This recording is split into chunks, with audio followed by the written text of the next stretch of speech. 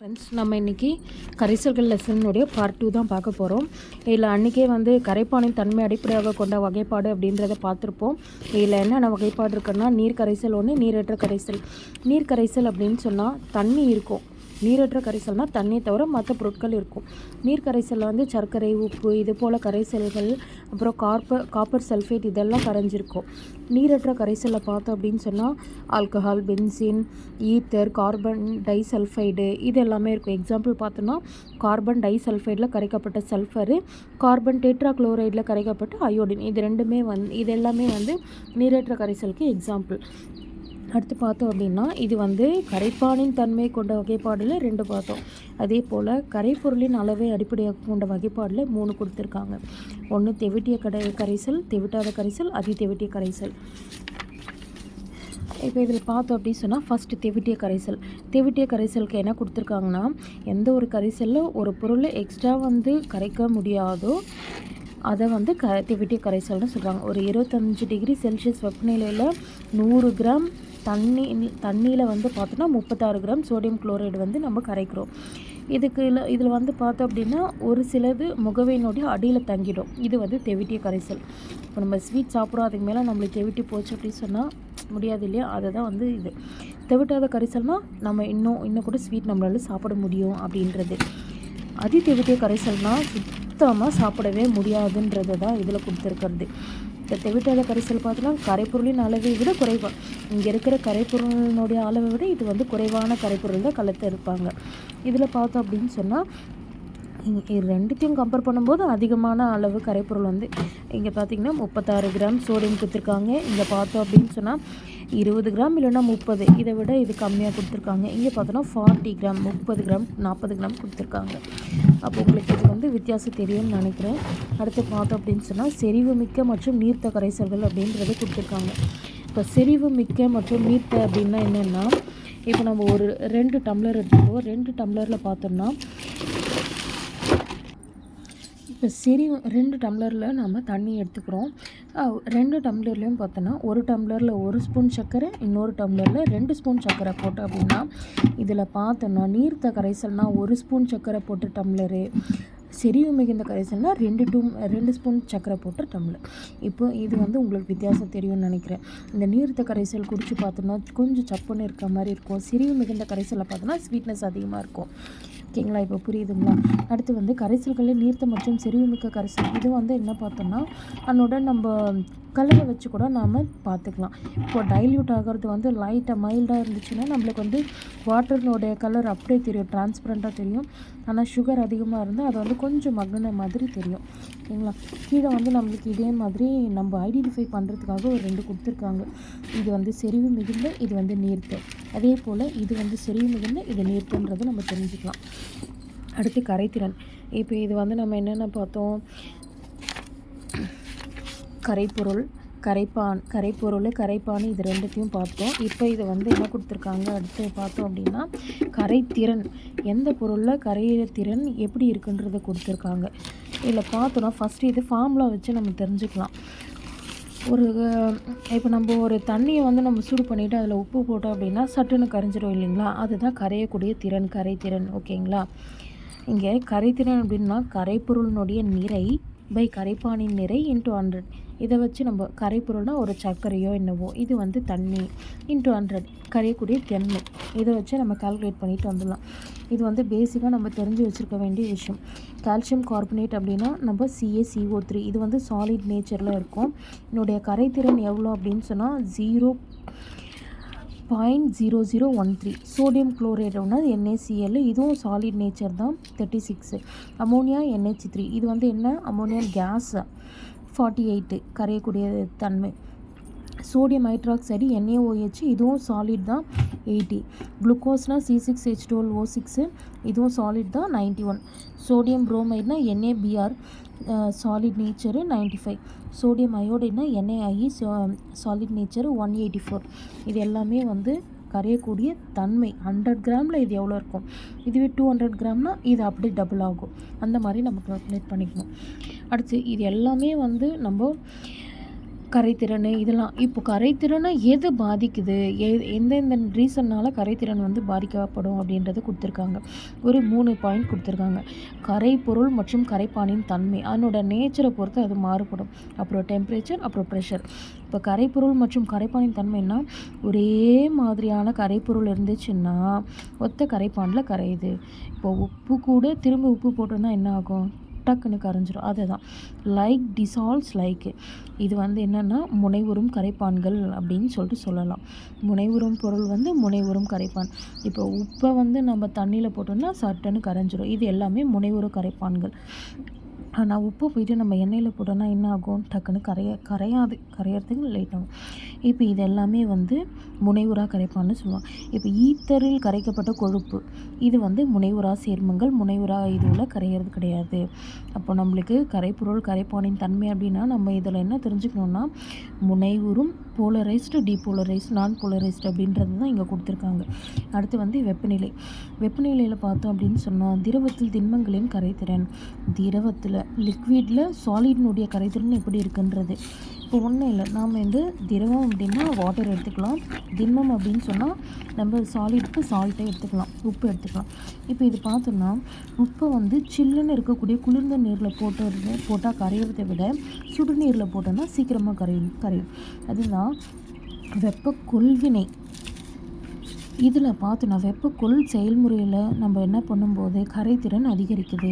வெப்ப உமிழ்வினை எக்ஸோதெர்மிக் ரியாக்ஷனில் பார்த்தோன்னா கரைத்திறன் குறையுது, எண்டோதெர்மிக் ரியாக்ஷனில் பார்த்தோன்னா கரைத்திறன் அதிகரிக்குது அப்படின்னு கொடுத்துருக்காங்க. அப்போ நம்மளுக்கு இந்த கொஷின் இது வந்து பேசிக்காக கொஷின்ஸில் வரலாம். ஒரு ரியாக்ஷன் நடக்கும்போது எக்ஸோதெர்மிக் ரியாக்ஷனில் வந்து கரைத்திறன் அதிகரிக்குமா இல்லை குறையுமா அப்படின்ற மாதிரி கொடுத்துருக்கலாம். அடுத்து திரவத்தில் வாயுக்களின் கரைத்திறன் கொடுத்துருக்காங்க. ஒரு தண்ணியை நம்ம வெப்பப்படுத்தும் போது அதில் குமிழ்கள் வருது. அப்போ என்ன ஆகுது அப்படின்னு சொன்னால், வெப்பநிலை அதிகரிக்கும் போது வாயுனுடைய கரைத்திறன் வந்து குறைகிறது. அதாவது ஹீட் வந்து அதிகரிச்சதுன்னா நம்மளுக்கு கேஸ் வந்து அதில் கரையிறது வந்து குறையுதுன்னு சொல்லிட்டு சொல்கிறாங்க. அப்போ குளிர்ந்த நீரில் பார்த்தோம் அப்படின்னு சொன்னால் நல்லா கரையும். அதுதான் வந்து நீர்வாழ் உயிரினங்கள் குளிர் பிரதேசங்களில் அதிகமாக வாழுது. எதுக்காக அப்படின்னு சொன்னால், அங்கே இருக்கக்கூடிய தண்ணியில் வந்து ஆக்சிஜனுடைய அளவு வந்து அதிகமாக கரைஞ்சிருக்கும். அதுக்காக வந்து நீர்வாழ் உயிரினங்கள் குளிர் பிரதேசங்களில் நல்லா வாழுதுன்றாங்க. அழுத்தம். இப்போ நம்ம வந்து ப்ரெஷரை கொடுக்கும்போது அந்த வாயு வந்து கரையக்கூடிய திறன் வந்து அதிகரிக்குதுன்னு சொல்கிறாங்க. இங்கே பார்த்தோம் அப்படின்னு சொன்னால் இங்கே கொடுத்துருக்கிறது பாருங்கள், ப்ரெஷர் கம்மியாக இருக்குது, அது கரையாமல் அப்படியே இருக்குது. ப்ரெஷர் அதிகமாக கொடுக்கும்போது அந்த மூலக்கூறுகள் எல்லாமே வாயு மூலக்கூறுகள் திரவத்தில் நல்லா கரையுது. அதே தான் இங்கேயும் கொடுத்துருக்காங்க. இதை க்ளோஸ் பண்ணியிருக்காங்க, லிட்டு நல்லா கரைஞ்சிருக்கு. க்ளோஸ் பண்ணாமல் இருக்காங்க, அந்த மாலிகுலர் வந்து CO2 கேஸ் வந்து நல்லா அப்படியே கரையாமல் அப்படியே இருக்குன்றாங்க. அவ்வளோதான். அடுத்து பார்த்தோம் அப்படின்னு சொன்னால் இதெல்லாம் இதில் வந்து ஒரே ஒரு கொஷின் வந்து நம்ம பார்த்தோம்னா, இந்த திரவத்தில் வாயுவின் கரைத்திறன் அழுத்தத்தின் விளைவு வந்து எந்த விதி சொல்லுதுன்னா ஹென்ரியினுடைய விதி தான் வந்து சொல்லுது. அதை மட்டும் தெரிஞ்சு வச்சுக்கினா போதும். அடுத்து இதில் எல்லாமும் வந்து ஒன்றும் அவ்வளோவா இல்லை, 2 மார்க் கொஷின் மாதிரி இருக்கும். இல்லை நிறை சதவீதம் அப்படின்னு சொன்னோன்னா என்னென்னா, ஒரு கரைசலில் கரைப்பொருளினுடைய நிறை எவ்வளோ இருக்குன்றத சதவீதத்தில் சொல்கிறோமோ அதுதான் நிறை சதவீதம். கன அளவு சதவீதம்னா அங்கே நிறை இருக்கும், இங்கே கன அளவு இருக்கும். அது நிறையில் வந்து சொன்னோன்னா நிறை, கன அளவில் சொன்னோன்னா கன அளவு. இதில் இன்னொன்று வந்து அடுத்து வர்றது பார்த்தோன்னா, நிறைய வந்து V/Vன்னு சொல்லுவாங்க, கன அளவு வந்து W/W அப்படின்றது சொல்லுவாங்க. ஓகே, இங்கே பார்த்தோம் அப்படின்னு சொன்னால் இந்த நிறைன்றது வந்து W/W, சாரி மாற்றி சொல்லிட்டேன். நிறை வந்து W/W, கன அளவு வந்து V/V அப்படின்றது வருது. சரிங்களா? இப்போ நம்மளுக்கு வந்து க்ரீம்லாம், நம்ம ஆயுர்வேதிக் க்ரீம்லாம் பார்த்தோம் அப்படின்னு சொன்னால் W/W அப்படின்றத மென்ஷன் பண்ணியிருப்பாங்க. அது இங்கே கொடுத்துருக்காங்க. ஆயின்மெண்ட்டு இந்த மாதிரி இருக்கிறது எல்லாமும் இப்படி தான் இருக்கும். கன அளவு அப்படின்னா வீன்றதை ஞாபகத்தில் வச்சுக்கணும். நிறை அப்படின்னு சொன்னால் W/W. அடுத்து நீரேறிய உப்புக்கள் மற்றும் படிகமாக்கல் நீர். இப்போ இதில் பார்த்தோம்னா நீரேற்றம் அப்படின்றது ஒன்று வந்து நம்ம தெரிஞ்சு வச்சுருக்கணும். நீரேற்றம் அப்படின்னு சொன்னால், ஒரு தண்ணியில் நம்ம கரைக்கும் போது திரட்டிய கரைசல் உருவாக்குற அயனிகள் வந்து நீர் மூலக்கூறுகளை கவர்ந்து இழுக்கும், அட்ராக்ட் பண்ணுறது. அந்த மாதிரி அட்ராக்ட் பண்ணுற நிகழ்வு வந்து நீர் ஏற்றம் அப்படின்னு சொல்லிட்டு சொல்கிறாங்க. ஓகேங்களா. இதில் வந்து நீர் மூலக்கூறு எண்ணிக்கை வந்து படிகமாக்கல் நீர். இப்போது இந்த மாதிரி அட்ராக்ட் பண்ணக்கூடியதை வந்து படிகமாக்கல் நீர், படிகங்கள் நீரேறிய உப்புக்கள் அப்படின்ட்டு சொல்கிறாங்க. ஓகேங்களா. இப்போ இது வந்து கிறிஸ்டலாக இருக்கக்கூடிய நீரேறிய உப்பு, இது வந்து கிறிஸ்டல் இல்லாமல் இருக்கக்கூடிய நீரேறிய உப்பு. இப்போ இந்த படிகங்கள் வந்து தண்ணியை இழந்துச்சு அப்படின்னா இந்த மாதிரி மாறும். இந்த மாதிரி இருக்கக்கூடிய கிறிஸ்டல்ஸ் வந்து நீர் இல்லாமல் இருந்ததுன்னா இந்த மாதிரி மாறும். அதை தான் இங்கே கொடுத்துருக்காங்க. பொது பெயர் அப்படின்றது பார்த்தோன்னா நீல விட்ரியால். மயில் துத்தம் அப்படின்றதுனோட ஐயூபேக் நேம் என்னென்னா copper disulphate pentahydrate CuSO4 5H2O. Epsom உப்பு, இது வந்து மெக்னீஷியம் சல்ஃபேட் எப்டாஹைட்ரேட் MgSO4.7H2O. ஜிப்சம் இதுன்றது வந்து calcium sulphate dihydrate CaSO4 2H2O. பச்சை விட்ரியால் வந்து இரும்பு டைசல்ஃபேட் பென்டாஹைட்ரேட் FeSO4 7H2O. வெள்ளை விட்ரியால் வந்து ஜிங்க் சல்ஃபேட் எப்டாஹைட்ரேட் ZnSO4 7H2O. இப்போ இதில் பார்த்தோம் அப்படின்னா நீல விட்ரியால் வந்து எப்படி வந்திருக்குன்னு பார்க்குறாங்க. இப்போ இந்த CuSO4.5H2O வந்து காப்பர் சல்ஃபேட் பென்டாஹைட்ரேட் இல்லைங்களா. இதை வெப்பப்படுத்தும் போதோ இல்லைன்னா குளிர்விக்கும் போதோ ரிவர்சபிள் நடக்குது. வெப்பப்படுத்தும் போது நம்மளுக்கு காப்பர் சல்ஃபேட் ப்ளஸ் 5H2O நீரற்ற காப்பரும் நீரும் கிடைக்குது தனித்தனியாக பிரிஞ்சு. இதை வந்து நம்ம இப்படி குளிர்விச்சோம் அப்படின்னா நம்மளுக்கு காப்பர் சல்ஃபேட் பென்டாஹைட்ரேட் வந்து கிடைக்குது. இது நீர், ஏதாவது ப்ளூ கலரில் இருக்கும். இது வந்து வெப்பப்படுத்துறதுக்கு முன்னாடி, வெப்பப்படுத்துறதுக்கு அப்புறம். இது அப்படியே குளிர்விச்சா இந்த மாதிரி மாறிடும்ன்றது தான் இங்கே வந்து கொடுத்துருக்காங்க. அடுத்து இப்போ இந்த காப்பர் சல்ஃபேட்டில் வந்து தண்ணி நம்ம இருக்கும்போது இந்த மாதிரி நம்மளுக்கு ப்ளூ கலரில் இருக்கும். இதுவே தண்ணி இல்லாமல் ட்ரையாக நம்ம சூடுபடுத்தும் போது ஒயிட் கலரில் மாறிடுது. ஆனால் ஒயிட் கலரில் இருக்கக்கூடிய காப்பர் சல்ஃபேட்டில் நம்ம தண்ணி ஆட் பண்ணோன்னா ப்ளூவாக மாறிடும். இதுதான் வந்து இங்கே கொடுத்துருக்காங்க. அடுத்து மெக்னீஷியம் சல்ஃபேட் எப்டாஹைட்ரேட் இருக்குது இல்லைங்களா. இதையும் நம்ம சூடுபடுத்தும் போது இந்த மாதிரி தனித்தனியாக வாட்டர் தனியாக மெக்னீஷியம் தனியாக பிரிஞ்சிருது. இதே குளிர் வச்சோன்னா அந்த மாதிரி நம்ம இங்கே காப்பர் சல்ஃபேட் பார்த்த மாதிரியே தான் மெக்னீஷியம் சல்ஃபேட்டும் வருது. ஓகேங்களா. அடுத்து ஈரம் உறிஞ்சு சேர்மம், ஈரம் உறிஞ்சி கரைதல் அப்படின்னு கொடுத்துருக்காங்க இல்லையா.